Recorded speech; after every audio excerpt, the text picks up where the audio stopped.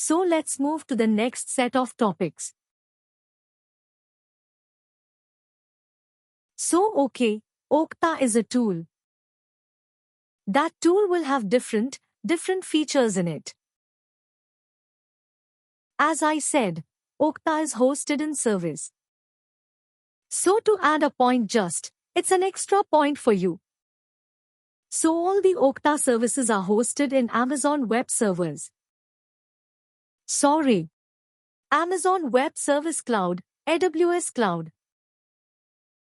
So whenever you are hitting any of the Okta service somewhere, you are accessing the AWS services, but it will not be openly said anywhere, but Okta have confirmed that it is hosted in AWS Cloud.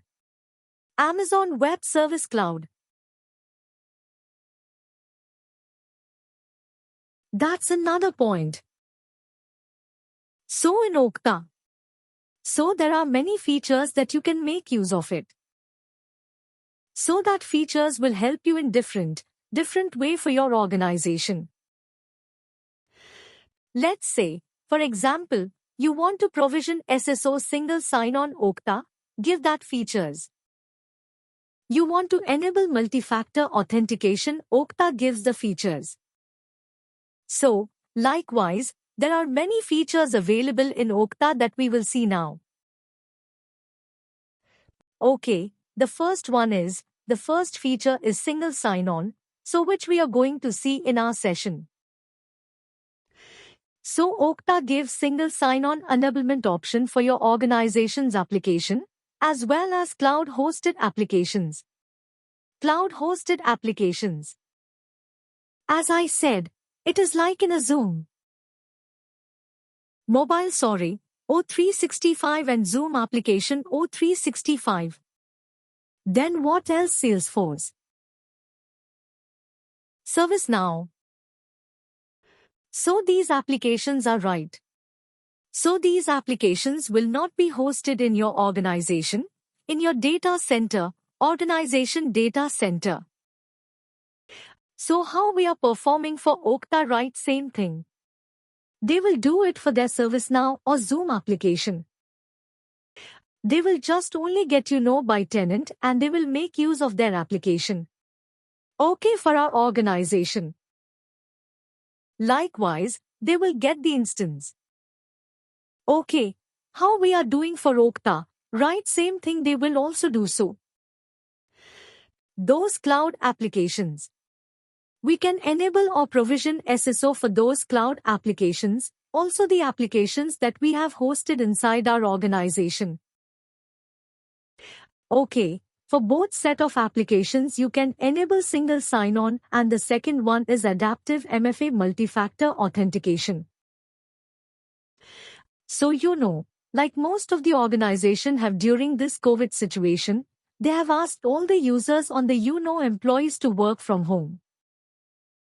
So whenever they are working from home, there will be more prone to, security breach, attack for their systems.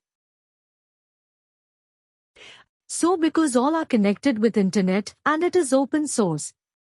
So the main security breach is, like hacking the user account. Let's say, for example, if I'm sitting in your home and I'm trying to get access to your account, which you are an admin or local IT admin for an organization, so if I got your password and user ID, I can directly be able to access your organization's data. So how we can make that in a secure way? We can make an additional layer of authentication, which is multi-factor authentication. So, in terms of multi-factor authentication, even if I got your user ID and password, I need some external mechanism to prove myself.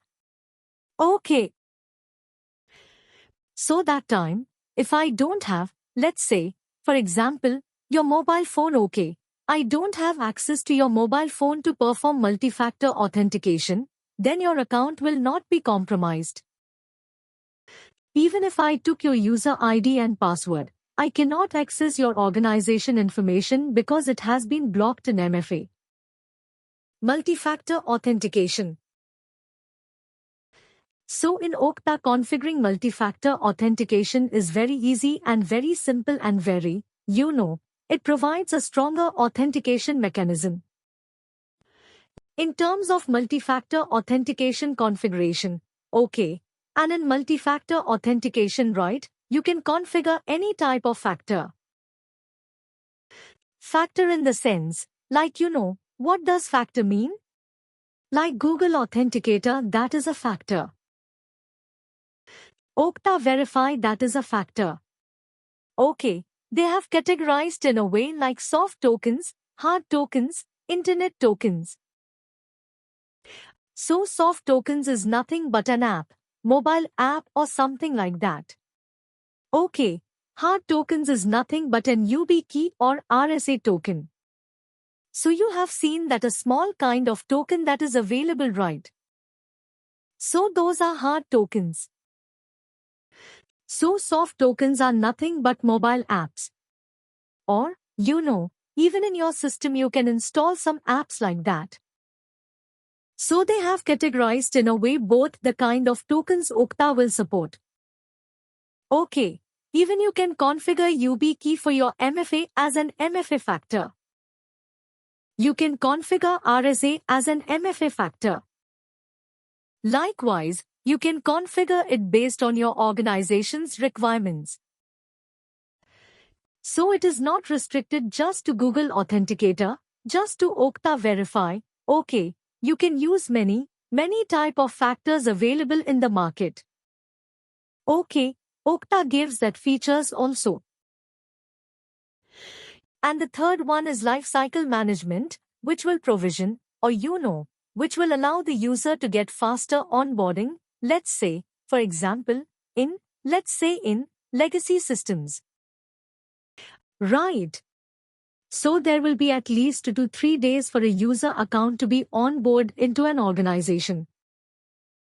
Okay, before a user joins to an organization, there will be a huge process happening in the backend. HR will submit a request to create that account. Once that account has been created, there will be a process to, perform password reset. There will be a process to provision birth rate access to the user. So there will be a long process that will happen in the backend. Okay, let's say 3 days or 5 days. But right now, it is very simple whenever you are joining, let's say, for example, you are joining today, okay, 9 o'clock, you are joining 8 o'clock. If you start creating your account from HR system 9 o'clock, you will get your account, in an active state. So that much faster. Everything got changed with the help of this Okta. So those things. We will see how it is getting faster in next topics that we are going to discuss. So lifecycle management of a user account is faster.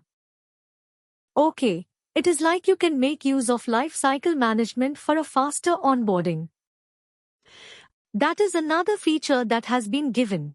And the fourth feature is advanced server access. So have you heard about CyberArk or BeyondTrust spam tool? So in your organization, there will be many servers hosted in your organization. Let's say, for example, if you want to host any application in your organization, what you will do?